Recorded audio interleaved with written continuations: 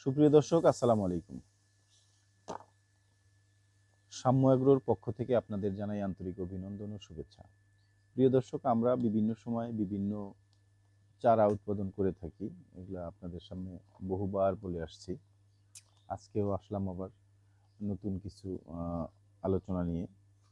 আজকে আপনাদের সামনে আলোচনা করব বিভিন্ন পেঁপের জাত নিয়ে।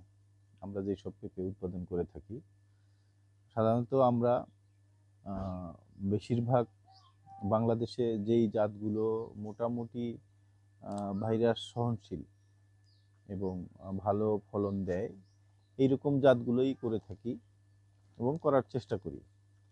তার মধ্যে অন্যতম আছে top lady, first lady, green lady, super green lady, red গান টু, বাবু, ইস্পাহানি কিং, ইস্পাহানি কুইন, সুইটি। যাই হোক, তা আমরা মোটামুটি আপনাদের চাহিদা পূরণ করার চেষ্টা করি, কিন্তু এইবার বুঝতেই পারিনি যে আসলে বাংলাদেশে কি পরিমাণের পেঁপের চাহিদা। পেঁপের আসলে চাহিদাটা এত বেশি বাংলাদেশে, আর বেশি হওয়ার কারণও আছে। প্রিয় দর্শক, আপনারা জানেন যে পেঁপে চাষে খুব বেশি খরচ নেই। খুব বেশি খরচ বলতে মানে পরিশ্রমটা খুব বেশি না। যদিও খরচ আছে, একটা পেঁপে গাছে প্রায় 300 থেকে 350 টাকা খরচ হয়, কিন্তু বেনিফিটটা আরো বেশি আসে।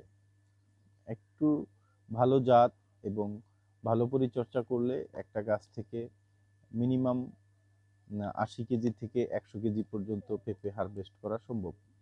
সেটা হলো উইদিন 1 থেকে 1.5 বছরের মধ্যে।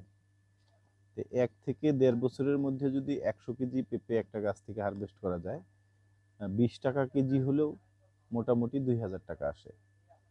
3,500 টাকা 350 টাকা খরচ করে যদি 2000 টাকা পাওয়া যায় একটা গাছ থেকে, তো এর থেকে লাভজনক আর কোনো সবজিতে বা হলো অন্য কোনো ফসলে এটা আশা করা সম্ভব না।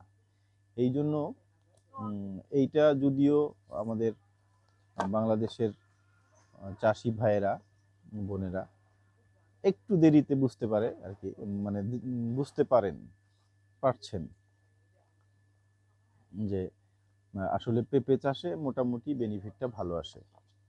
আমরাও সবসময় চেষ্টা করি যে কৃষক ভাইয়েরা বা এই কৃষি সেক্টরটাকে যদি ডেভেলপ করা যায়, এইখান থেকে যদি মানুষ ন্যূনতম বেনিফিট পায়, তাহলে বাংলাদেশের অর্থনীতিতেও এর একটা প্রভাব পড়বে বা এরা একটা অবদান রাখতে পারবে। আমরাও চেষ্টা করি যে আমরা যেন কৃষক ভাইদেরকে একটু মানে কাজের গতিটা এনে দিতে পারি। আমরা সবসময়ই চেষ্টা করি যে ভালো জাত, ভালো মানের পেঁপে বা ভালো মানের সবজির চারা উৎপাদন করার জন্য।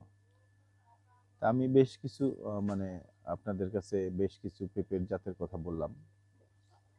এই পেঁপেগুলো আসলে সাধারণত বাংলাদেশে মোটামুটি সব জায়গাতেই কম বেশি হয়, তবে কিছু জাত আছে, যেমন আমার কাছে দেখেন যে রেড লেডিটা সাধারণত সমতলের মধ্যে ভাইরাসে আক্রান্ত হয় বেশি। তারপরেও আমরা হলো পরামর্শ দেই যে আপনারা রাসায়নিক সার থেকে একটু দূরে থাকবেন। রাসায়নিক মানে পেঁপে চাষে রাসায়নিক সার ব্যবহার করলে ভাইরাস খুব দ্রুত অ্যাটাক করে। আর সাধারণত যদি রাসায়নিক সার ব্যবহার না করি আমরা, তাহলে দেখা যায় যে ভাইরাসটা আসতে অনেক লেটে আসে।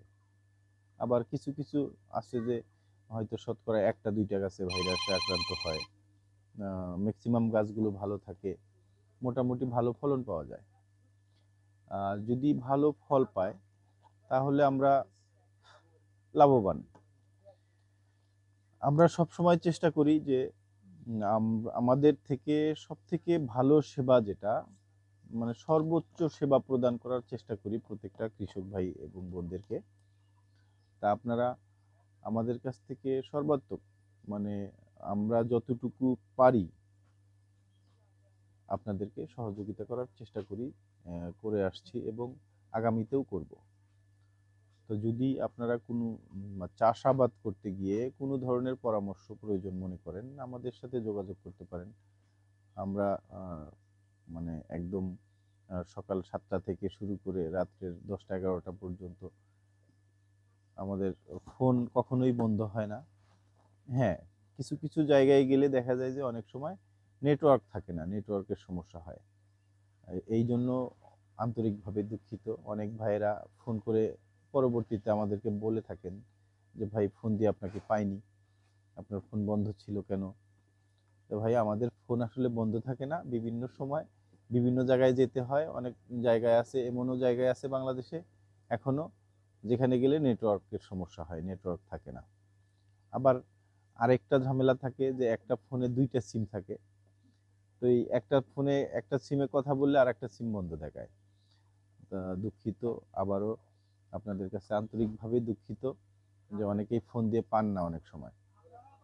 তবে আমরা সবসময়ই চেষ্টা করি সার্বক্ষণিক আপনাদেরকে সেবা দেওয়ার জন্য।